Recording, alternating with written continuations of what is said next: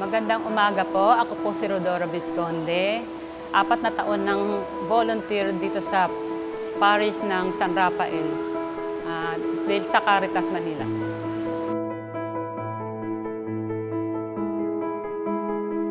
Masaya po kahit pagod minsan, nakikita namin yung mga bata, kumakain, masaya. Tapos natututo po sila ng magandang asal.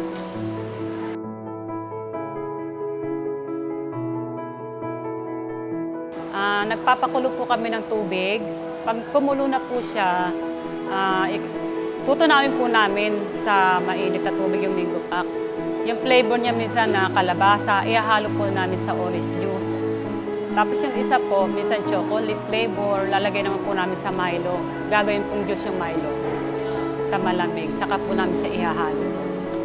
Yung ube, minsan parang style champurado, lalagyan namin sa gatas, tutunawin sa mainit.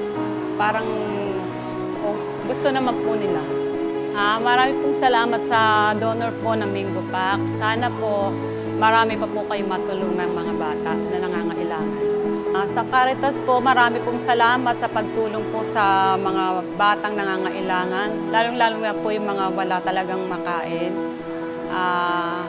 Nakikita po namin na nag-improve po yung mga bata, nagiging malusog po sila. Marami pong salamat. Sana po marami pa pong sponsor ng darating sa mga bata. Yun lang po. Thank you po. Ako po si Melissa Katamorap, nanay po ni Nash Corpus.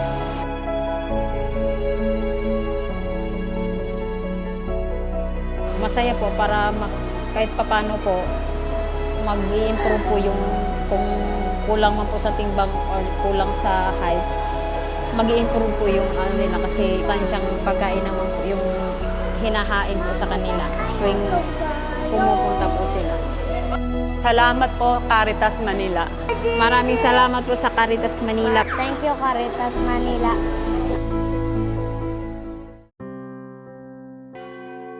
Ako po si Father Anthony Acupan, OSA.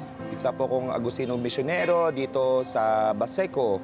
Ako ngayon nakatalaga bilang parish priest ng Santo Niño de Baseco Parish.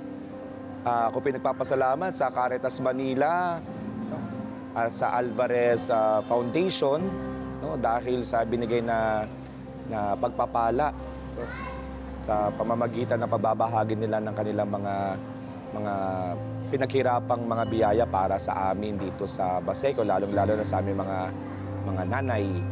Nagpapasalamat din ako sa aming mga lingkod dito sa Caritas Baseco dahil sa kanilang pakikipagtulungan sa Caritas Manila. Kahit wala silang bayad, kahit nga marami silang ginagawa, kahit meron silang sarili nilang pamilya, minsan di na nila naalagaan para lamang makatulong sa ibang tao. No? Kaya nagpapasalamat ako sa kanila at tapos-puso akong nananalangin para sa kanilang lahat, sa lahat, Caritas Manila, Alvarez Foundation at sa Caritas Baseco na sila ipagpalain sa kanilang mga ibinabahagi. No? Dalangin ko lang ay tayong lahat ay mas pagpalain pa at mas mabigyan ng pagkakataong makatulong sa ating mga kababayang nangangailangan. Salamat po sa inyong lahat at pagpalain kayo ng Santo Niño de Baseco. Ako po si Reggie Manggubat. Isa po akong volunteer coordinator dito sa Santo Niño de Baseco Parish. 3 years na po akong nagbo-volunteer sa Caritas Manila. Sobrang gaan sa pakiramdam na ganun nagpapakain kami at kami yung nagluluto, kami nag-aasikaso ng aming pagkain nila at nagbibigay. Sobrang sarap po sa pakiramdam.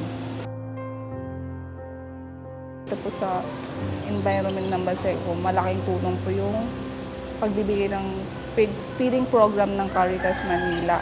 Kumukuha sila lagi ng pagkain. So, malaking tulong po talaga sa kanila yun.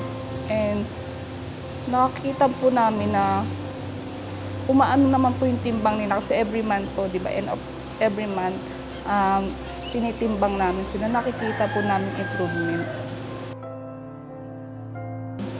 Sa Caritas Manila, nagpapasalamat po kami na nakarating sa amin yung ganitong programa na nakatulong sa maraming tao na kailangan ito, katulad ng mga pregnant and lactating mommies. Nagpapasalamat po kami and sana po marami pang programa na maibaba sa katulad namin dito sa Baseco. Thank you po sa Alvarez Foundation sa pagbibigay sa amin ng pagkakataon nito, lalo na po sa mga pregnant and lactating mommies. Malaking tulong po to sa kanila. Maraming salamat po. Ako pala po si Charlene Tabanas, 34 years old. Ako po ay isa sa napili na beneficiary ng unang yakap.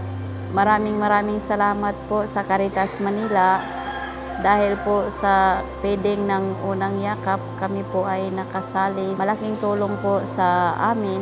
Nakadagdag po yung pagluluto nila, kasi nagluluto sila ng mga sabaw, pangpadagdag gatas, at saka yung may binibigay po sila ng mga diaper, ganun, sa mga bata. Kahit paano po nakatulong po. Maraming salamat po Caritas Manila at saka Alvarez Foundation. Maraming salamat po.